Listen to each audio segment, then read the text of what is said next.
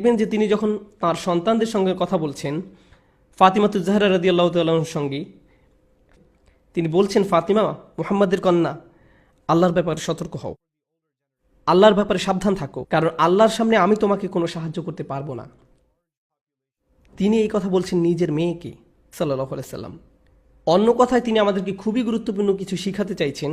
কেবল আমরা মুসলিম হয়েছি বলে, আমাদের সাধ্যমতো চেষ্টা করেছি বলে আমরা এমন সন্দেহ পোষণ করতে পারি না যে আমাদের নবীজি সাল্লাল্লাহু আলাইহি সাল্লাম তার সর্বোচ্চ চেষ্টার চেয়ে কোনো অংশ কম করেছেন। তিনি ভবিষ্যতে সকল বাবাদের জন্য আদর্শ, বিশেষ করে কন্যা সন্তানদের। আমরা যারা এখানে বসে আছি এবং আমাদের মধ্যে যাদের মেয়ে আছে, আমরা তো অনুগ্রহপ্রাপ্ত। আমরা রাসূল সাল্লাল্লাহু আলাইহি সাল্লামের সুন্নাহকে বজায় রাখতে পেরেছি, কারণ তিনিও ছিলেন কন্যা সন্তানের বাবা। তার ছেলেও হয়েছিল, কিন্তু তারা খুব অল্প বয়সী মারা গিয়েছিল। আল্লাহ তাকে একাধিক মেয়ে সন্তান উপহার দিয়েছিলেন এবং তাদের লালন পালন করার দায়িত্ব উপভোগ করতে দিয়েছিলেন। এটা এমন একটা দায়িত্ব যার জন্য আমাদের সম্মানিত বোধ করা উচিত। এই কারণে আমাদের মেয়ে সন্তান হওয়ার ব্যাপারে আমাদের চিন্তার ধারণা বদলে গিয়েছে। ইসলামের পূর্বে, উদাহরণস্বরূপ ইন্ডিয়ার কথা চিন্তা করুন, যেখানে মেয়ে সন্তান হওয়ার যে কালচার, ইসলামের পূর্বে, এমনকি আরব দেশেও যখন আপনার মেয়ে সন্তান হতো, আপনি আপনার চেহারা বিকৃত করতেন। এখন আমি সমাজকে কি করে মুখ দেখাবো? এই যুগে এসেও মুসলিম সমাজে আমাদের কারো কারো পরিবারেই, আপনি আপনার স্ত্রীকে নিয়ে হাসপাতালে আছেন, সে প্রায় মারাই যাচ্ছিল সন্তান জন্ম দিতে গিয়ে, কিন্তু সন্তান জন্মের সঙ্গে সঙ্গে আপনার মা আপনাকে টেক্সট করলেন, ভালো খবর তো? এ কথার মানে কি? তিনি আসলে জিজ্ঞেস করছেন ছেলে হয়েছে কিনা। এরপর আপনি কোনো উত্তর না দিলে তিনি আপনাকে সান্ত্বনা দিলেন, অসুবিধা নেই, এর পরের বার হবে ইনশাআল্লাহ। যেন মেয়ে হওয়ার ব্যাপারটা খুবই দুঃখজনক। সুবহানাল্লাহ, কত নিচে নেমে গিয়েছি আমরা। আল্লাহ আসলে সেসব মানুষের ব্যাপারে কোরআনে অভিযোগ করেছেন যারা তাদের কন্যা সন্তানকে মর্যাদা দেয় না। যখন মেয়ে জন্ম নেয় তার মুখ কালো হয়ে যায়, যেন কালো মেঘ তার মুখকে ঢেকে রেখেছে, আর সে হতাশায় ডুবে ভাবছে আমার এইমাত্র একটা মেয়ে হয়েছে। তার মুখ কালো হয়ে যায়। সুবহানাল্লাহ। তো আমাদের সন্তানদের ব্যাপারে দুশ্চিন্তা করা নিয়ে কথা বলার আগে আমাদের প্রথমে ভাবা উচিত বাবা মা হিসাবে আমরা কতটা যোগ্য। এই বিষয়টা প্রথমে খেয়ালে আনতে হবে। আর এটা আসলে বেশ বড় একটি সমস্যা। তবে এটা আমার সূচনা নয়। আমি যা বলে শুরু করতে চাচ্ছিলাম, যে আমি আগে বলেছিলাম যে সন্তানদের প্রতি সচেতনতা আমাদের দিনেরই ভিত্তি, এই দিনের একটা মৌলিক অংশ। আর এটা এমন একটা বিষয় যাতে আমরা প্রজন্ম থেকে প্রজন্ম আমরা যথেষ্ট সফল, আলহামদুলিল্লাহ। এই দিনের একটা মৌলিক অংশ। সন্তান বড় করার কাজে আমরা বেশ ভালো, যুগ যুগ ধরে, আলহামদুলিল্লাহ। অবশ্যই পৃথিবী অনেক বদলে গিয়েছে নবী সাল্লাল্লাহু আলাইহি সাল্লামের যুগের পরে, কিন্তু সন্তান লালন পালনে মুসলিমদের সফলতা অন্য যে কারো চেয়ে ভালো ছিল, আলহামদুলিল্লাহ, বর্তমান সময়ের আগ পর্যন্ত। আজকের দুনিয়া এতটা আকস্মিকভাবে বদলে যাচ্ছে যে এটা শুধু সরকার কিভাবে পরিচালিত হবে তাতে প্রভাব রাখছে না, এটা আমাদের অর্থনীতিতে প্রভাব রাখছে। কিভাবে এক দেশ অন্য দেশের সাথে সম্পর্ক বজায় রাখছে, কিভাবে ইন্ডাস্ট্রি গড়ে উঠছে, শুধু তাতেই প্রভাব বিস্তার করছে না, বরং এটা আমাদের পরিবারগুলোকেও প্রভাবিত করছে। শুধু মুসলিম পরিবার নয়, সকল পরিবার। বর্তমান বিশ্ব নাটকীয়ভাবে পরিবর্তিত হয়ে যাচ্ছে। আমাদের পরিবারের এখন যেমন অবস্থা দেখতে পাচ্ছি, এর আগে কখনো এমনটা ছিল না। সন্তানদের এখন যেভাবে বড় করা হচ্ছে, ইতিহাসের আর কোনো যুগে কিংবা অন্য কোনো সংস্কৃতিতে এমন আকার ধারণ করেনি। শুধু মুসলিম সংস্কৃতির ক্ষেত্রে নয়, সবার ক্ষেত্রেই। বিশ্বায়ন আর যোগাযোগ ব্যবস্থার বৃহৎ উন্নয়নের কারণে তার উপর ভোগবাদের চরম পর্যায়ে সৃষ্টি হওয়ায়, আমি একে পুঁজিবাদ বলি না, বরং বলি ভোগবাদ। আমরা পণ্যের আসক্ত ভোক্তায় পরিণত হয়েছি। আমি একে পুঁজিবাদ বলি না, বলি ভোগবাদ। আর এই মানসিকতা আমাদের ঘরের ভিতরেও প্রবেশ করে ফেলেছে। আমি একটা ছোট উদাহরণ দিচ্ছি আমি যা বলছি সে ব্যাপারে। আপনাদের বাচ্চারা, যেহেতু আপনারা অনেকেই এখানে অভিভাবক, আপনাদের বাচ্চারা আপনাদের কাছে কী নিয়ে বেশি আবদার করে? তারা কিসের জন্য সব সময় বায়না ধরে থাকে? ক্যান্ডি। মাশাআল্লাহ, সত্যি আপনার তো বেশ সরল মনা বাচ্চা, তারা আপনার কাছে কেবল ক্যান্ডি চেয়েছে। আচ্ছা, আরও বলতে থাকুন। আইপড, প্লে স্টেশন, গাড়ি। তারা বড় হয়ে গিয়েছে, গাড়ি, খেলনা। অধিকাংশ ক্ষেত্রেই তারা এইসব আইপডের খবর কোথায় পায়? তারা কি স্বপ্নে দেখতে পায়? যেমন ইসুফ আলাইহিস সালাম দেখেছিলেন 11টা তারা আর চাঁদ, তো তারা কি স্বপ্নে দেখে ফেলেছে অ্যাপেল প্রোডাক্ট? কেন আব্বু, আমি দেখেছি যে একটা অ্যাপেল একটা ফোনের পরে। এই স্বপ্নের মানে কি? এই স্বপ্নের মানে কি? না না, তারা কোথায় দেখেছে আইফোন? হয় তাদের বন্ধুর কাছে আছে এসব, অথবা টিভিতে দেখেছে। তারা যখন দেখলো তার অন্য বন্ধুর কাছে এসব আছে, তারা আপনাদের বলে আমি ওরকম স্নিকার চাই, আমি ওরকম শার্ট চাই, আমি ওরকম খেলনা চাই। এই সমস্ত খেলনার আইডিয়া তারা কোথায় পায়? এসবের ইলহাম কোথা থেকে আসে? এগুলো এসেছে মিডিয়া থেকে। আমরা আমাদের বাচ্চাদের সামনে মিডিয়ার জগৎ উন্মুক্ত করে দেই, আর এই মিডিয়া বাচ্চাদেরকে তারা মূলত এইসব খেলনার জন্য করজোর বায়না করতে শেখায়, যেন আমরা তাদের এই সমস্ত খেলনা কিনে দেই, আর তখন আমরা এগুলো কিনি। তাছাড়া বাচ্চারাই যে এসবের ক্ষেত্রে শিকার তা কিন্তু না, আমরাও এর অন্তর্ভুক্ত। আমরা যেসব ব্র্যান্ডের জামা পরি, আপনি আসলে নিজেকে খুব হাই ক্লাস মানুষ ভাবতে শুরু করেন। হঠাৎ করে যখন আপনি একটা দামি ঘড়ি পরেন, হঠাৎ যেন আপনার মনে হতে থাকে সব মানুষের ভিড়ে আপনার মান মর্যাদা বেড়ে গিয়েছে। যেই মুহূর্তে আপনি অ্যাপেল স্টোর থেকে একটা আইফোন হাতে নিয়ে বেরিয়ে আসলেন, হঠাৎ যেন আপনার নিজেকে খুব হ্যান্ডসাম লাগে। কিছু একটা তো হয়েছে, আমি বুঝতে পারছি না আমি কীভাবে এত কুল হয়ে গেলাম। এটা জাস্ট হয়ে গেল। আমরা আসলে ভেবে নেই মানুষ হিসাবে আমাদের মর্যাদা বেড়ে গিয়েছে এসব পণ্যের ক্রেতা হয়েছি বলে। আর আপনি যদি কোনো ব্র্যান্ডের কাপড় না পরেন, অথবা ওই ফোনটা যদি আপনার না থাকে, আপনার যদি এই খেলনাটা নেই অথবা ওই খেলনাটা নেই, কোনো কারণে আপনি অন্যদের সমমান সম্পন্ন নন, অন্যরা আপনার চেয়ে ভালো, শুধু এই কারণে যে তাদের হাতে যেটা আছে সেটা আপনারটার থেকে ভালো। তো আমরা মুসলিমরা আমরা কেমন যেন অবচেতন ভোক্তায় পরিণত হয়ে গিয়েছি, এমনটাই আমাদের অবস্থা। আমরা এই সমাজে সন্তান লালনের কথা বলার আগে আমাদের এটা বুঝতে হবে যে আমাদের চারপাশে দুনিয়াতে আসলে কি হচ্ছে, আমাদের সকলের সঙ্গে কি হচ্ছে, আর সারা দুনিয়াতে কি হচ্ছে। কার্যকর উপায়ে সন্তান লালনের কথা ভাবার আগে আমাদের এসব ব্যাপার ভেবে দেখতে হবে। এটা বেশ বড় একটা সমস্যা। দ্বিতীয় বড় সমস্যাটা হলো আপনার কাছে সাফল্যের মানে কি, কি সে আপনার মর্যাদা বাড়ায়। এখন তো বাচ্চাদেরকে এই মানসিকতা দিয়ে বড় করা হচ্ছে যে তাদের মূল্য এসব প্রোডাক্ট দ্বারা নির্ধারিত হয়। যে ব্র্যান্ডের কাপড় পরছেন, যে বাসায় থাকছেন, যে গাড়িটা চালিয়ে তাকে স্কুলে দিয়ে আসছেন, যে ব্র্যান্ডের ব্যাগ কাঁধে নিচ্ছেন, এসব ব্যাপার এগুলো আপনার মূল্য যাচাই করছে। আর এর সাথে যোগ হয়েছে আরও একটা সমস্যা, জীবনে সফল হওয়া বলতে কি বোঝায়। সাফল্য সম্পর্কে আমাদের ব্যক্তিগত ধারণা 20, 30 কিংবা 40 বছর আগেও যা ছিল এখনও তাই আছে। মুসলিম বিশ্বের অধিকাংশের জন্যই ব্যাপারটা সত্য যে আমাদের মধ্যে কারো কারো হয়তো শিক্ষার ভালো সুযোগ ছিল না, কিংবা আপনাদের বাবা মায়ের সেই সুযোগ হয়নি, তো তারা তাদের সব ধরনের প্রচেষ্টা লাগিয়ে দেয় তাদের বাচ্চাকে শিক্ষিত করে তুলতে। আর আপনি আপনার জীবন থেকে এই শিক্ষা পেয়েছেন, তাই আপনি বলেন আমার বাচ্চার জন্য আমি সর্বোচ্চ শিক্ষা অর্জনের ব্যবস্থা করব। যদিও এই ইচ্ছা পূরণ করতে গিয়ে আপনাকে তাকে প্রাইভেট স্কুলে পাঠাতে হয়, বাড়ি ভাড়া নিতে হয়, অ্যাপার্টমেন্ট ভাড়া নিতে হয়, অস্বস্তিকর পরিবেশে থাকতে হয়, তারপরেও তাদের সুশিক্ষার স্বার্থে আপনি তা করতে রাজি আছেন। যদি আমার অস্বাভাবিক লোন নিতে হয় তাকে আইভি লিগ বা মেড স্কুলে পাঠাতে, কিংবা তাকে কোনো লিড প্রোগ্রামের অন্তর্ভুক্ত করতে, আমরা তা করতে রাজি আছি। কেন? কারণ আপনাদের কাছে সাফল্যের সবচেয়ে গুরুত্বপূর্ণ ধাপ কি? আপনাদের বাচ্চার সুশিক্ষা। আর এখানে যারা আপনাদের সন্তান, তাদেরকে এটা বারবার বলা হয়েছে তোমাকে শিক্ষা নিতেই হবে, তুমি একজন ব্যর্থ মানুষে পরিণত হবে যদি তুমি শিক্ষা না পাও, তোমাকে কলেজ পাশ করতে হবে, এটা পাশ করতে হবে, ওটা পাশ করতে হবে। আর আপনি যদি ইন্দো ভারতীয় অঞ্চলের হয়ে থাকেন তবে অবশ্যই আপনি একজন ব্যর্থ মানুষ যদি আপনি ফিজিশিয়ান হতে না পারেন। এই দুনিয়ায় আপনার থেকে আর আশা করার কিছু নেই। এখন আপনার জন্য কেবল একটাই দরজা খোলা আছে, আর সেটা হলো আখিরাত। আপনি সার্জন হতে পারেননি দেখে আপনার বাবা মা আপনার প্রতি অসন্তুষ্ট। আর ডেন্টিস্ট তো একেবারেই হবেন না, ডেন্টিস্ট হওয়া তো অপমানজনক, সেটা নিয়ে চিন্তা করে সময় নষ্ট করার দরকার নেই। এই আমাদের অবস্থা। তবে খেয়াল করুন, ফিজিশিয়ান হওয়া আমাদের একটা নির্দিষ্ট গোষ্ঠীর কাছে কেন এত গুরুত্বপূর্ণ আপনি জানেন কেন? কারণ এতে সবচেয়ে বেশি টাকা আসে। এজন্য না যে আপনি কারো জীবন বাঁচাতে পারছেন কিংবা মানবতার সাহায্য করছেন, এ ধারণার সাথে ফিজিশিয়ান হওয়ার কোনো সম্পর্ক নেই। যদি ডাক্তার আর বাস ড্রাইভারদের বেতন সমান হতো তবে দেশি কমিউনিটি বাচ্চাকে ডাক্তার বানানোর জন্য এত লাফালাফি করতো না। আমাদের মাঝে কোনো উৎসাহ নেই নিজের সন্তানকে পৃথিবীর উদ্ধারকর্তা হিসেবে দেখার। না, নেই। বাবা মা খুব খুশি হয়ে যায় যখন দেখে ছেলে ডাক্তার হয়ে ফিরেছে, কিন্তু ছেলে বলছে আমি 3 বছরের জন্য চলে যাব, আমি বন্যা কবলিত এলাকায় যাব, 3 বছরের জন্য কাজ করব,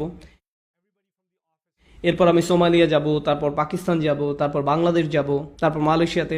আমি শুধু সেবাদান করব, বেতন নিব না, কোনো লাভের জন্য কাজ করব না। তখন সেই বাবা মা বলবে, ইয়া আল্লাহ, আমরা আমাদের সব টাকা পয়সা ঢেলে দিয়েছি তোমাকে ডাক্তার বানাবার জন্য, আর এখন তুমি এইসব করবে?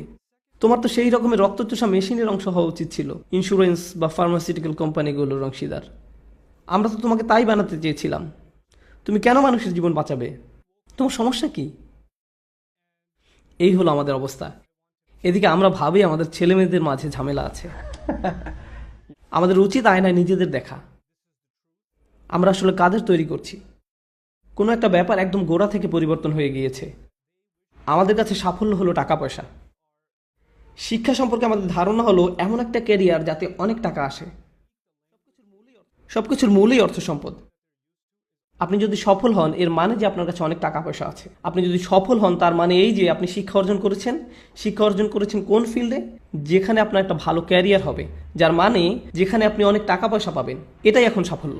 সবশেষ কথা একই। এই ধারণা কিন্তু আগেকার যুগে ছিল না। আগেকার যুগের ধারণা ভিন্ন ছিল। আগে সকলের ধারণা ছিল আপনি শিক্ষিত হয়েছেন এর মানে হচ্ছে আপনি নিজেকে বুঝেন, আপনার চারপাশের জগৎটাকে বুঝেন, আর আপনি পৃথিবীকে আরো সুন্দর বাসযোগ্য করে তোলার জন্য কাজ করছেন। আর এর জন্য কখনো আপনাকে ইতিহাস পড়তে হবে, কখনো সামাজিক বিজ্ঞান পড়তে হবে, কখনো পলিটিক্যাল সায়েন্স পড়তে হবে, কখনো আপনার মিডিয়া নিয়ে পড়াশোনা করতে হবে, কখনো সাংবাদিকতা নিয়ে পড়াশোনা করতে হবে। সমাজে অবদান রাখতে হলে বিভিন্ন ফিল্ডে পড়াশোনা করতে হবে। কেবল একটা ক্ষেত্র নিয়েই পড়ে থাকলে চলবে না। আর তাছাড়া সবচেয়ে সফল কমিউনিটি যেদিক থেকে বিচার করুন না কেন, আমেরিকার সবচেয়ে সফল কমিউনিটি হলো তারাই যারা নিজেদের ছেলে মেয়েদেরকে কেবল একটা ক্ষেত্রে সীমাবদ্ধ করে রাখেনি। আমার এক বন্ধু বলেছিল যদি স্টিফেন স্পলবার্গ পাকিস্তানি ঘরে জন্ম নিতেন তিনি একজন ডাক্তার হতেন। কেন? কারণ আপনি জানেন সেখানকার অবস্থা। তুমি ফিল্ম স্কুলে পড়তে চাও, এসবের মানে কি? তুমি কি মেডিসিন শাস্ত্রে ফেল করেছো? আপনি আপনার বাবা মায়ের ব্লাড প্রেশার বাড়িয়ে দিবেন। এখন চলুন সন্তান বড় করা সম্পর্কে অল্প কিছু কথা বলি। সবচেয়ে আগে আমাদের মানসিকতা বদলাতে হবে। তারা যদি আমাদের মাঝে সফলতার সঠিক সংজ্ঞা খুঁজে না পায়, তারা যদি আমাদের ব্যক্তিত্বের প্রতিফলন দেখতে না পায়, তবে আমরাও এটা আশা করতে পারি না যে তারা সফলতার সঠিক মানে নিজ থেকে বুঝে নিয়েছে। তাদের কাছে এই দিক নির্দেশনা আমাদের পক্ষ থেকেই আসতে হবে। আমরা যা নিয়ে সবসময় কথা বলি, আমাদের কাছে যে বিষয়গুলো সবসময় গুরুত্বপূর্ণ, যখন স্বামী স্ত্রী পরস্পরের সঙ্গে কথা বলেন তখন বাচ্চা তা শুনতে থাকে, তাই না?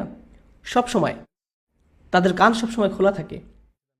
এখন আপনারা যদি বিল সংক্রান্ত কথা বলেন, বাড়ি ভাড়া নিয়ে কথা বলেন, কিংবা আপনারা সবসময় মুভি নিয়ে কথা বলেন, কিংবা অন্য পরিবার সম্পর্কে কেবল বাজে কথা বলেন, তারা কি করে না করে এসব আলোচনা করেন, সন্তানরা ভেবে নিবে যে বড়রা এমনই, আমার বাবা মা এসব করে, ভেবে নিবে যে বড়রা এমনই। এগুলোই তাদের জীবনে গুরুত্বপূর্ণ হয়ে দাঁড়াবে। কিন্তু আপনি আর আপনার স্ত্রী যদি কোরআন নিয়ে কথা বলেন, আখিরাত নিয়ে কথা বলেন, অন্যের জন্য ভালো কিছু করার কথা বলেন, কাউকে সাহায্য করার কথা বলেন, তারা আপনারটা দেখেই শিখে নেবে। আপনার তাকে লেকচার দিতে হবে না। এই ব্যাপারে তারা কেবল আপনাকে দেখবে। সবচেয়ে কার্যকর প্যারেন্টিং সেটাই, যেখানে বাচ্চাকে কোনো কাজ করাতে বাবা মায়ের কোনো কিছু বলতে হয় না। তারা দেখতে দেখতে শিখে ফেলে, কারণ তারা এসবই সবসময় দেখছে। আপনাদের মধ্যে অনেকেই ভাবেন যে আমি যদি নোমান ভাইয়ের লেকচারগুলো নিয়ে এসে বাচ্চাদেরকে বসিয়ে শোনাতে পারতাম, ইনশাআল্লাহ এরপর তারা ভালো হয়ে যেত। শুধু কয়েকটা ইউটিউব ভিডিও আর সমস্যা সমাধান হয়ে যাবে, এতে আসলে কোনো উপকার হবে না। আর আপনি হয়তো এতদিনে সেটা বুঝে ফেলেছেন। আর আপনিই হচ্ছেন আপনার সন্তানদের প্রকৃত কাউন্সিলর। আমি আমার সন্তানের প্রকৃত কাউন্সিলর। আমাদের তাদের সবচেয়ে ভালো বন্ধু হতে হবে। আর এরপরের কথা হচ্ছে বিশ্বের পরিবর্তন। আপনি জানেন পুরনো যুগে বাবা মায়ের সাথে সন্তানদের একটা প্রাকৃতিক সম্পর্ক বিরাজ করত, কিন্তু নতুন যুগে আব্বু দিনের বেশিরভাগ সময় অফিসে কাজ করেন, বাসায় আসেন ক্লান্ত হয়ে। আর যে সময় তিনি ক্লান্ত হয়ে বাসায় আসেন তখন অধিকাংশ বাচ্চাই ঘুমিয়ে পড়েছে। আর যখন তিনি অফিসে যান বাচ্চারা তখনও ঘুমিয়েই থাকে। আর তেমন যদি নাও ঘটে, তিনি হয়তো যাওয়ার আগে বাচ্চাদের 5 মিনিটের জন্য দেখতে পান, যখন তারা ব্রেকফাস্ট করছে। তিনিও চলে যান, তারাও চলে যায়। তার মানে 7 দিনের মাঝে 5 দিনই বাবা আর বাচ্চার মাঝে কোনো কথোপকথন হয় না। তাও যদি হয় সেটা তুমি হোমওয়ার্ক শেষ করেছো, আচ্ছা যাও আমার জন্য পানি নিয়ে আসো, এতটুকুই। এর মাঝেই সীমাবদ্ধ। তারপরে আসে ছুটির দিন। কিন্তু ছুটির দিনগুলোতে এখানে দাওয়াত থাকে, ওখানে পার্টি থাকে, আপনার 12টা পর্যন্ত ঘুমানো লাগে, বাসার কিছু কাজ করতে হয়, ইত্যাদি ইত্যাদি। আপনি তখনও সন্তানদের সঙ্গে সময় কাটান না, তাদের সঙ্গে সত্যিকারের কথাবার্তা বলেন না, তাদের সাথে আপনার আসলে কোনো যোগাযোগই নেই। এটাই মূল সমস্যা। আমাদের বাচ্চাদের জন্য সময় বের করে নিতে হবে সপ্তাহের মাঝে আর সপ্তাহের শেষে। এটাই আপনার এবং আমার জন্য কার্যকরী উপদেশ। আমাদের সন্তানদের জন্য সময় খুঁজে নিতে হবে, কেবল তাদের কথা বলার জন্য, কেবল তাদের সাথে কথা বলার জন্য। শুধু শুনুন তারা কি বলছে আর কথা বলুন তাদের সাথে। আমাদের উচিত তাদের জীবনের একটা অংশ হওয়া, তাদের জীবনের একটা বড় অংশ হওয়া। আপনাদের অনেকের ক্ষেত্রেই আপনাদের সন্তানদের কাছে আপনাদের একমাত্র ভূমিকা হলো আপনি বাড়ির একটা দেয়ালের মতন। এটা সব সময় থাকে, কিন্তু এর সাথে কেউ কথা বলে না। আপনার একে দরকার আছে, আর এটা অনেক গুরুত্বপূর্ণ। এই কারণ ছাড়া আর কোনো সম্পর্ক নেই এর সাথে। আপনি জানেন এ ধরনের বাবা মায়ের সাথে কি হয়? তারা তাদের আচরণের প্রতিফলন পায় যেই মুহূর্তে সন্তানেরা টিনেজার হয়, তারা কিছুটা স্বাধীন হয়ে যায়। ধরুন তখন তারা আপনার কাছে এসে একটা গাড়ি কিনে দিতে বলল, আর আপনি বললেন না, ঠিক আছে, আমি আমার বন্ধুদের সাথে চলে যাচ্ছি, আমি একটা চাকরি জোগাড় করে ফেলবো, আর কিছু টাকা জমিয়ে নিজের গাড়িও নিজেই কিনে ফেলবো। এরপর একদিন হঠাৎ করে আপনি ছেলের কাছে শুনতে পান, বাবা আমি এখন থেকে আলাদা থাকছি। আলাদা থাকছো মানে? তুমি কোথায় যাবে? সেটা কোনো ব্যাপার না, আমি এখন বড় হয়েছি। আর এখন আপনি দৌড়ে মসজিদে আসেন। ইয়াম সাহেব, আমাকে একটা সূরা বলে দিন, একটা দোয়া বলে দিন, যাতে আমার ছেলেটা ভালো হয়ে যায়। ইয়াম সাহেব, এভাবে কোনো সমস্যার সমাধান হয় না, এভাবে কোনো সমস্যার সমাধান হয় না। যখন তাদের বয়স 17, 18, 19, 20 হয়ে গিয়েছে, তখন জরুরি সংকট অনুভব করলে চলবে না। তাদেরকে গড়ে তুলতে হবে আরও অনেক আগে থেকে। এখন আমি কিছু প্র্যাকটিক্যাল উপদেশ দিতে চাই সেসব অভিভাবকদের জন্য যাদের সন্তানদের বয়স 10-এর নিচে। হাত তুলুন প্লিজ, যাদের সন্তানদের বয়স 10-এর কম। খুব বেশি নেই, আলহামদুলিল্লাহ। আমি এই দলে আছি, আমার সবচেয়ে বড়টার বয়স 10। তো আমাদের জন্য আমাদের সবচেয়ে বড় দায়িত্ব হলো সন্তানদের ইসলাম শিক্ষা দেয়া। আমাদের পক্ষ থেকে তাদের ইসলাম শিক্ষা দেয়া। যখন নবী আলাইসাল্লামরা দিন শিক্ষা দিতেন, তারা সকলের জন্য তা করতেন, তারা সকলের জন্য তা করতেন। আল্লাহ সুবহানাহু ওয়া তাআলা যখন বাচ্চাদের ইসলাম আর কোরআন শিক্ষা নিয়ে কথা বলেছেন, বাচ্চাদের শেখার বা উপদেশ গ্রহণ করার কথা তিনি খুব কম সময় উল্লেখ করেছেন, কিন্তু যখন তিনি এ সম্পর্কে বলেছেন সেটা সবসময় বাচ্চাদের বাবা মায়ের কাছ থেকে। কথাটা আবার খেয়াল করুন, আল্লাহ যখনই কোরআনে বাচ্চাদের সঠিক পথ প্রাপ্ত হওয়ার কথা বলেছেন, সেটা সবসময়ই বাবা মায়ের পক্ষ থেকে হয়েছে, আর অভিভাবকদের মধ্যে থেকে তা সবসময়ই বাবার তরফ থেকে। কারণ মা তো সর্বক্ষণই বাচ্চার পাশেই থাকেন। একজন মাকে কোনো অতিরিক্ত কষ্ট পোহাতে হয় না বাচ্চার পাশেই থাকার জন্য, কিংবা বাচ্চার সবসময় খেয়াল রাখতে, কিংবা তাকে উপদেশ দিতে। একজন মাকে কখনো মা হওয়ার ব্যাপারে ট্রেনিং নিতে হয় না, এটা প্রকৃতগতভাবেই হয়ে থাকে। আল্লাহ তাদের মাঝে এই অনুভূতিই দিয়ে রেখেছেন। অন্যদিকে বাবাদের অবস্থা শোচনীয়। আমাদের একটা ট্রেনিংয়ের মধ্যে দিয়ে যেতে হয় সত্যিকারের বাবা হওয়ার জন্য। প্রকৃতিগতভাবে আমাদের মাঝে এই অনুভূতি আসে না। কেবল আপনার সন্তান জন্ম নিয়েছে বলেই যখন একজন মা তার সন্তানকে জন্ম দেন, তার সব আবেগ অনুভূতি বদলে যায়, মুহূর্তেই সব বদলে যায়। কিন্তু একজন বাবার ক্ষেত্রে 3-4 দিন পার হওয়ার পর যখন বন্ধুরা জিজ্ঞেস করে, তোমার তো শুনেছি বাবু হয়েছে, বলে হ্যাঁ, কিন্তু আমি এখনো ধরতে পারিনি কি হয়েছে। কেউ আপনাকে বুঝিয়ে দিলে আপনি বুঝতে পারেন ব্যাপারটা। আমি কি বলছি বুঝতে পারছেন? আমি এখনো ধরতেই পারিনি কি হয়েছে, কারণ বাবা হওয়ার যে উপলব্ধি তা স্বভাবগতভাবে আমাদের মাঝে আসে না। আমাদের এই অনুভূতি গড়ে তুলতে হয়, তাই না? এই জন্য আল্লাহ হযরত লুকমানের কথা বলছেন, তিনি কিভাবে সঠিক সুযোগটা বেছে নিচ্ছেন বাচ্চার সাথে কথা বলার জন্য। আমরা দেখেছি ইয়াকুব আলাইসাল্লাম তার সন্তানদের সাথে কথা বলছেন। আমরা ইব্রাহিম আলাইসাল্লামকে পেয়েছি, তিনি তার সন্তানদের ঠিক একই উপদেশ দিয়েছেন যা ইয়াকুব আলাইসাল্লাম বলেছেন। খুব চমৎকার বিষয়টা, কারণ এ থেকে বোঝা যায় একজন বাবা তার সন্তানদের প্রতি দায়িত্ব পালন করছেন, তাকে শুধু এটা শিখিয়ে নয় যে নিজেকে কিভাবে গড়ে তুলতে হবে, বরং তাকে কিভাবে একজন বাবা হতে হবে সেটাও শিখিয়েছেন।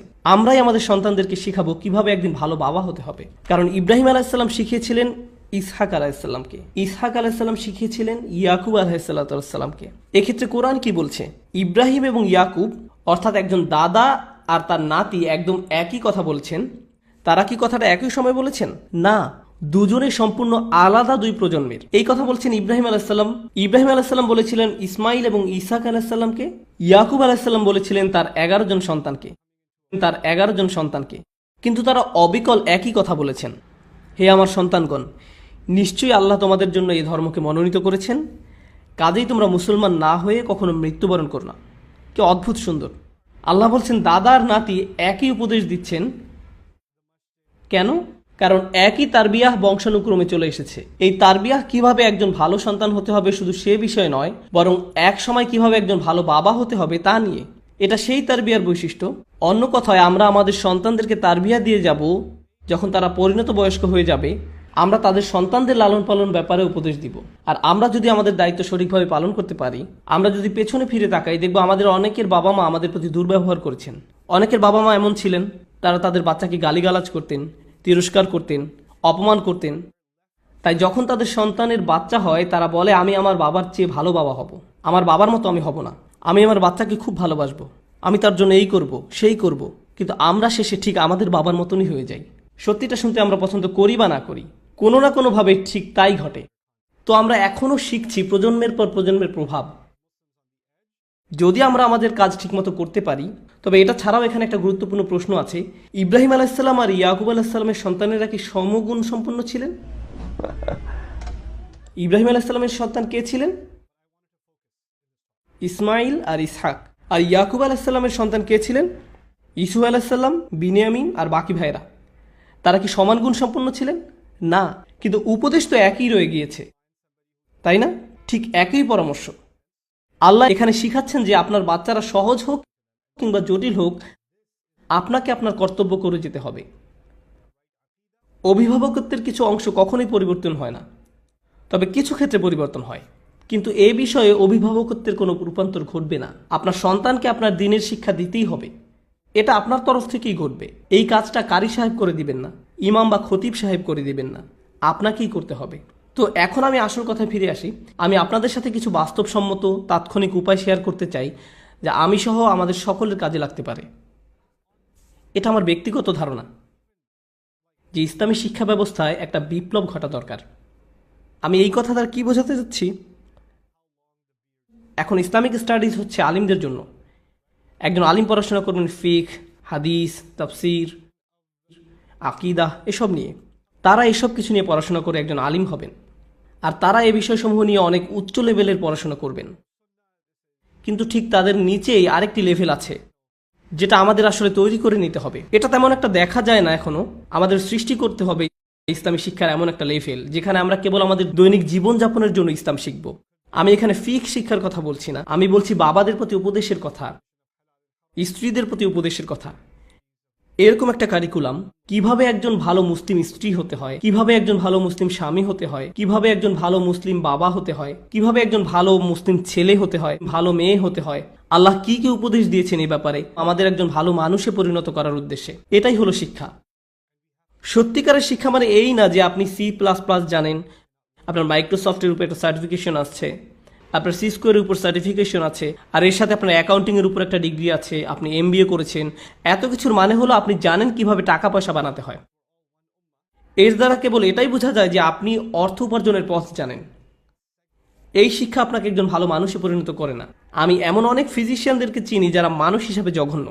আমি এমন অনেক প্রোগ্রামারদেরকে চিনি যারা মানুষ হিসাবে অত্যন্ত ভয়াবহ। তারা একেবারে জাহিল, তারা একজন ভালো বাবা হওয়ার ব্যাপারে অনভিজ্ঞ। তাদের এত শিক্ষা কি কাজে আসলো?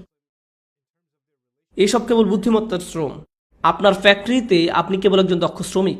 এটা যদিও একটা ভার্চুয়াল ফ্যাক্টরি, কিন্তু আপনি একজন শ্রমিক ছাড়া আর কিছুই না।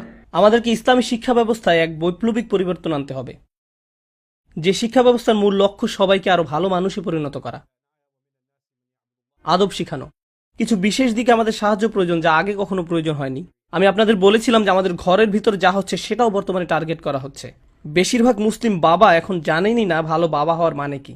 এগুলো আমাদের কাছে খুব সহজ এবং স্বাভাবিক ছিল আগে, এই দায়িত্বগুলো বোঝা খুব একটা কঠিন ছিল না। কিন্তু এখন বৈশ্বিক পরিবর্তনের কারণে, আমাদের জীবনযাপন পদ্ধতির পরিবর্তনের কারণে আমাদের এসব আবার শিখতে হবে। এই জ্ঞানের কাছে ফিরে এসে আবার নতুন করে শিখতে হবে। বিশেষ করে কিভাবে সন্তান লালন পালন করতে হয় তা জানতে হবে। আপনারা এক সেট CD পাবেন, আমার মনে হয় অনলাইনে MP3ও পেয়ে যেতে পারেন। আমি চাই আপনারা সবাই সেটা শুনবেন। সিডিগুলো আমার করা না, এমন একজন ভাই করেছেন যাকে আমি খুব বেশি সমাদর করি, ভাই Hisham Al Awadi, children around the messenger. তার একটি সিরিজ হলো চিলড্রেন অ্যারাউন্ড দ্য মেসেঞ্জার আর মাদার্স অফ বিলিভার্স। এই দুইটি সিরিজ আমি চাই এখানে সবাই, বিশেষ করে বাবারা, তাদের সম্পূর্ণ পরিবার নিয়ে শুনবেন। চিলড্রেন অ্যারাউন্ড দ্য মেসেঞ্জার, বাবারা তাদের সম্পূর্ণ পরিবার নিয়ে শুনবেন। এটা খুবই গুরুত্বপূর্ণ। এটা আমাকে গভীরভাবে উপকৃত করেছে, আর এটা সাধারণ অভিভাবকদেরও অত্যন্ত উপকারে আসবে। এগুলো আমাদের খুব স্বল্প রিসোর্স হলেও অত্যন্ত মূল্যবান। আমাদের এই সুবিধাগুলো কাজে লাগাতে হবে, আর ইনশাআল্লাহ আমাদের পুরো পরিবারের উচিত এই লেকচারগুলো শোনা। আপনারা আইপ্যাডে রাখতে পারেন কিংবা গাড়িতে বসেই সবাই একসাথে শুনতে পারেন, আপনার বেশ কাজে আসবে। আপনার সন্তানকে সঙ্গে নিয়েই কোরআন তেলাওয়াত করুন। একজন কারি ডেকে তাকে দিয়ে তেলাওয়াত করাবেন না, কাজটা নিজেই করুন। আপনার সন্তানকে সঙ্গে নিয়েই করুন। মাওলানা সাহেব আসুন, কোরআন পড়ান, পড়ে বাসায় চলে যান। আর আপনি আপনার সময় নেই এসবের জন্য? আপনার যদি কোরআনের জন্য হাতে সময় না থাকে, তাহলে আপনার বাচ্চাকে কেন কোরআনের জন্য সময় বের করে নিতে হবে? আপনার সন্তানের সঙ্গে বসুন আর 20 মিনিট ধৈর্য ধরুন। শয়তান আসবে, সে আপনাকে বারবার হাই তুলতে বাধ্য করবে। আপনার তখন পিপাসা হবে, ঘুম আসবে, আপনার হঠাৎ মনে পড়ে যাবে যে আপনার একটা মিটিংয়ের কথা। এত সব কিছু এই 20 মিনিটের মধ্যেই হবে। কেন? কারণ আপনি এই 20 মিনিট কোরআনের জন্য দিতে চাইছেন, আর শয়তান সেটা ঘৃণা করে, সে সহ্য করতে পারে না। কিন্তু এই 20 মিনিট ধৈর্য রাখুন, নিজেকে সমর্পণ করুন আপনার বাচ্চার জন্য, পুরো পরিবারকে সঙ্গে নিন। দিনের একটা সময় আমরা সবাই একসাথে বসবো আর আমরা সবাই কোরআন পড়ব, কোরআনের ব্যাখ্যা শুনবো। না হয় অন্তত অনুবাদ শুনবো সকলে একসঙ্গে। যদি 1 ঘন্টার জন্য তা সম্ভব না হয় তবে অন্তত 10 মিনিটের জন্য তা করুন, তাতেও হবে। কেবল শুনুন, কোরআনের অল্প কিছু অংশ 10 মিনিটের জন্য, তেলাওয়াত ছাড়া আর এটুকু করুন। তেলাওয়াতের জন্য আমি কতটুকু সময় রাখতে বলেছি? 20 মিনিট। আর অনুবাদের জন্য বা তাফসির অথবা ব্যাখ্যা শোনার জন্য কতক্ষণ? 10 মিনিট। তো প্রতিদিন মোট কতক্ষণ? এই 30 মিনিট আপনি আর আপনার গোটা পরিবার আল্লাহর উদ্দেশ্যে কিছু করলেন। আমি পরামর্শ দিব মাগরিব আর ঈশার মধ্যবর্তী সময়টা বেছে নিতে। ঠিক আছে, আপনি হয়তো বলবেন আমার বাচ্চাদের পরীক্ষা চলছে, এখন মে মাস, সেমিস্টার শেষ হোক আগে। আচ্ছা ঠিক আছে, আমি এটা মেনে নিলাম, কিন্তু গ্রীষ্মের ছুটিতে আপনারা এই কাজটা করবেন, প্রতিদিন মাত্র 30 মিনিট। এমনটা বলবেন না আমি আমার বাচ্চাকে কোন প্রোগ্রামে ভর্তি করব। আপনি আপনার বাচ্চার প্রোগ্রাম, অন্য সব প্রোগ্রাম পরের ব্যাপার। আমাদের এভাবে বোঝাপড়া করে নিতে হবে। ইসলাম অটো পাইলটের মতন ধরলে চলবে না। আর আমি এটা বলেই আমার কথা শেষ করতে চাই। আমি কি বোঝাতে চাইছি? আমরা আসলে একটা মুসলিম সমাজে বড় হয়েছি। আমাদের মধ্যে অধিকাংশরই, আমার নিজেরও, আমাদের বাবা মায়ের কখনো আমাদের ঈমান সম্পর্কে দুশ্চিন্তা করতে হয়নি। তারা এমন দুশ্চিন্তাগ্রস্ত ছিলেন না যে আমার ছেলে কি খ্রিস্টান হয়ে যাবে, নাকি সে নাস্তিক হয়ে যাবে, কিংবা ইহুদি হয়ে যাবে। এসব নিয়ে তাদের মাথা ব্যথা ছিল না। তারা ভাবতেন না আমার ছেলে জুমার নামাজ না পড়ে অন্য কোথাও ঘুরতে গেল কিনা। তারা এসবের ব্যাপারে চিন্তাগ্রস্ত ছিলেন না। তাদের মনে এমন কোনো আশঙ্কা আসতো না। তাদের ভাবতে হতো না যে তাদের ছেলে কোনো গ্যাংয়ে যোগ দিল কিনা, কিংবা ড্রাগ নিল কিনা, কিংবা বাড়ি ছেড়ে পালিয়ে যাবে কিনা। তো ইসলাম শিখানোর ব্যাপারে তাদের খুব একটা ভাবতে হয়নি, কারণ গোটা সমাজ আপনাকে কোনো না কোনো ভাবে তা শিখিয়ে দিচ্ছিল। স্কুল থেকে সে শিক্ষা পেয়েছেন, সব জায়গায় আপনি আজানের ধ্বনি শুনতে পেতেন। সমাজ আপনাকে ইসলামের সান্নিধ্যে নিয়ে এসেছিল। এখানে কি সেই সমাজ আছে? না। তাহলে এখানে আপনি আপনার বাচ্চাকে সেভাবে বড় করতে পারবেন না যেভাবে আপনার বাবা মায়েরা করেছিলেন। আপনি ধারণা করে নেন যে সবকিছু ঠিকঠাক মতো হয়ে যাবে, সব ঠিক হয়ে যাবে, আমরা তো ভালোভাবেই সব পার করেছি। ভাই, আপনি তা পেরেছেন কারণ আপনি সম্পূর্ণ ভিন্ন একটা দুনিয়ায় বসবাস করতেন, আর এখন অন্য এক দুনিয়া। এখানে কোনো নিশ্চয়তা নেই যে আপনার বাচ্চারা ইসলামকে ধরে রাখবে, কোনো গ্যারান্টি নেই, একেবারেই নেই। এই পরিবেশটা শুধু গাড়ির কালো ধোঁয়ায় দূষিত হয়েছে তা নয়, এখানে যেই দূষণ ঘটছে তা হলো কুফর। এই পরিবেশটা, মানুষ এখন সন্দেহবাতিক হয়ে গিয়েছে। আমি আপনাদের বলে শেষ করতে পারবো না কত টিনেজার আমার কাছে এসেছে যারা ইসলামের ব্যাপারে সন্দিহান। তারা শুধু সন্দিহান তা নয়, তারা প্রতিনিয়ত অসংখ্য বাজে মন্তব্য শুনে থাকে দিন সম্পর্কে। তার উপর আমরা টেক্সাসে থাকি, আমরা অনেক খারাপ কথা শুনি। আজকে সকালেই 2 মরমন খ্রিস্টান ছেলে জুমার আগে আমার বাসায় এসেছিল। দরজায় নক করলো, খুলে দেখলাম 2টা বাচ্চা ছেলে, টিনেজ ছেলেরা দাওয়াত দিচ্ছে।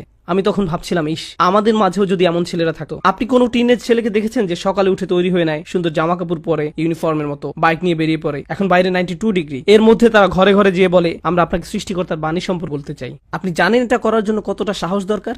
আমি তাদের ধর্মবিশ্বাস ভেঙে দেওয়ার আগে প্রথমে যেটা করতাম তা হলো বলতাম তোমরা যা করছো সেটা সত্যি প্রশংসার দাবি রাখ। বিস্ময়কর, তাদের কাছে এখনো সত্য আসেনি, তারপরে তারা এতটাই নিজেদের উৎসর্গ করেছে যে তারা তাদের বাচ্চাদের মাঝে এই ধর্মবিশ্বাস গেঁথে দিয়েছে। কারণ মরমন কমিউনিটি এই সিদ্ধান্ত নিয়েছিল যে তাদের সন্তানেরা তাদের অগ্রাধিকার পাবে। আমরা সবকিছু ভুলে যাব, আমাদের ধর্ম প্রচার করব না, অন্যদের তা শিখাতে যাব না, আমরা কেবল চিন্তা করব আমাদের সন্তান নিয়ে। আমরা সর্বোচ্চ চেষ্টা করব যাতে তারা এই ধর্ম উপলব্ধি করতে পারে। এ ধারণার জন্যই তাদের টিনের ছেলেরা আজ তাদের ধর্মকে ধরে রেখেছে। আর আমি বসে বসে তাদের সাথে কথা বলছিলাম। তারা বিশ্বাস করে তাদের বই হচ্ছে সৃষ্টিকর্তার বাণী, আর এটা অলৌকিক। আমি ভাবছিলাম, ওয়াও, এটা কোনো অলৌকিক বাণী নয়, কিন্তু আমি তোমাদের আত্মনিবেদনের প্রশংসা করি, আমি সত্যি এর তারিফ করি। আমি বলছি না চলুন সবাই আমরা মরমন হয়ে যাই কিংবা ওদের মতো হয়ে যাই। আমি শুধু বলছি, ভাই, আপনি যদি কোথাও ভালো কিছু দেখেন আপনার সেটা তারিফ করা উচিত। আর তাদের এমন কিছু ভালো গুণ রয়েছে যেগুলোর প্রশংসা করা উচিত। আমাদের অন্যান্য কমিউনিটি থেকে শেখার আছে। আর আমি বলছি, খুব দ্রুতই পৃথিবীর দৃষ্টিকোণ বদলে যাচ্ছে। যারা সৃষ্টিকর্তায় বিশ্বাস করে তারা থাকবে একদিকে, আর যারা সৃষ্টিকর্তায় বিশ্বাস করে না তারা থাকবে অন্যদিকে। এখন আমাদের নিজেদের মধ্যেই মতনৈক্য রয়েছে, বিভিন্ন মাঝহাবের মধ্যে, মুসলিম আর খ্রিস্টানদের মধ্যে, হিন্দুদের মধ্যে, ইত্যাদি ইত্যাদি ইত্যাদি। কিন্তু খুব শীঘ্রই গোটা পৃথিবী 2 লাইনে বিভক্ত হয়ে যাবে। আমি কোনো সৃষ্টিকর্তায় বা কোনো ধর্মে বিশ্বাস করি না, এবং আমি একজন সৃষ্টিকর্তায় বিশ্বাস করি। এই পরিবর্তনই আগামীতে হতে যাচ্ছে। যুক্তরাষ্ট্রের প্রত্যেকটা কোণে কোণে এই পোলারাইজেশন ঘটছে, আর এটা দাবানলের মতো ছড়িয়ে পড়ছে। খবরদার এক মুহূর্তের জন্য ভাববেন না এই পরিবর্তন মুসলিম সমাজকে প্রভাবিত করবে না। করবে, অবশ্যই করবে। অভিভাবক হিসাবে আমাদের কোরআন শিখতে হবে, আমাদের সন্তানদের জন্য নয়, নিজেদের জন্য।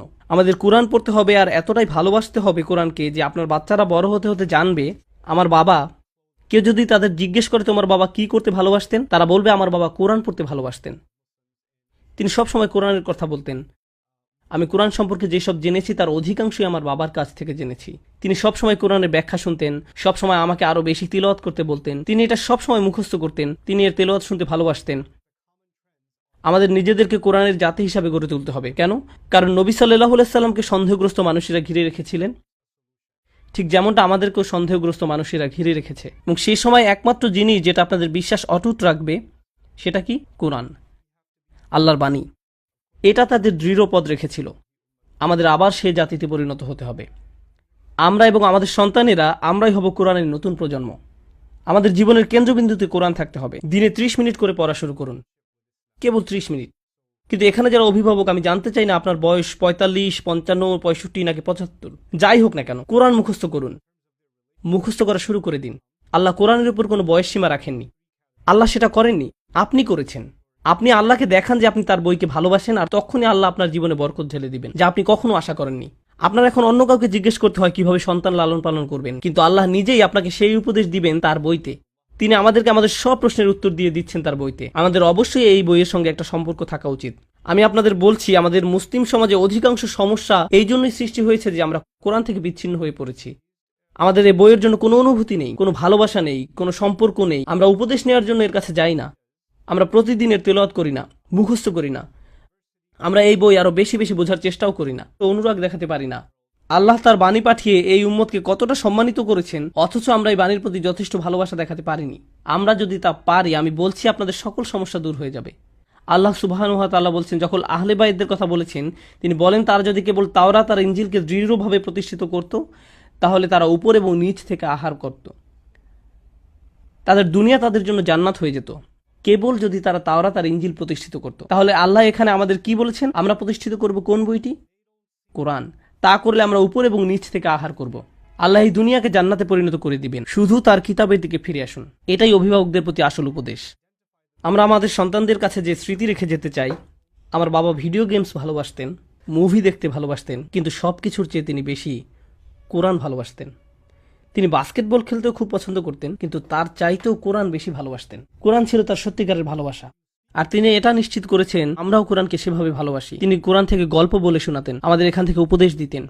আপনারা আপনার বাচ্চাদেরকে কোরআন থেকে আকর্ষণীয় গল্প বলে শোনান।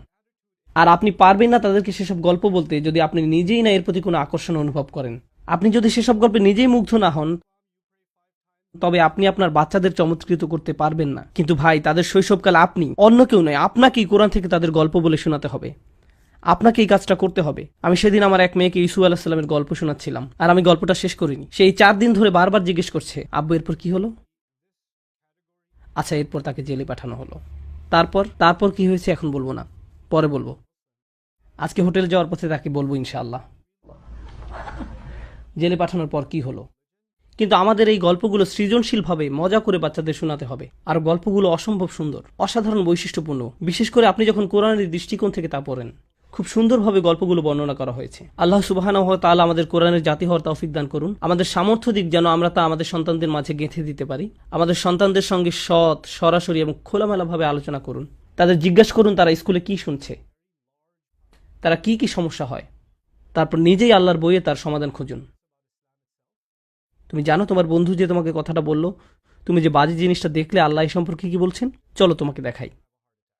আক্ষরিকভাবে বাচ্চাদের দেখিয়ে দিন কিভাবে আল্লাহর কাছে সমাধান খুঁজতে হয়। আমাদের এই কাজটাই করতে হবে। আমাদের এমন প্রজন্ম গড়ে তুলতে হবে। আল্লাহ সুবহানাহু ওয়া তাআলা আমাদের সকলকে এই কাজটা করতে সাহায্য করুন। প্রত্যেক মুসলিমের জীবনে বরকত ঢেলে দিন। আল্লাহ যেন আরো বরকতের উপর বরকত ঢেলে দিন। আমাদের কোরআনের প্রতি ভালোবাসা, অনুরাগ, সময় আর আত্মনিবেদনের জন্য আমাদেরকে বরকত দান করেন।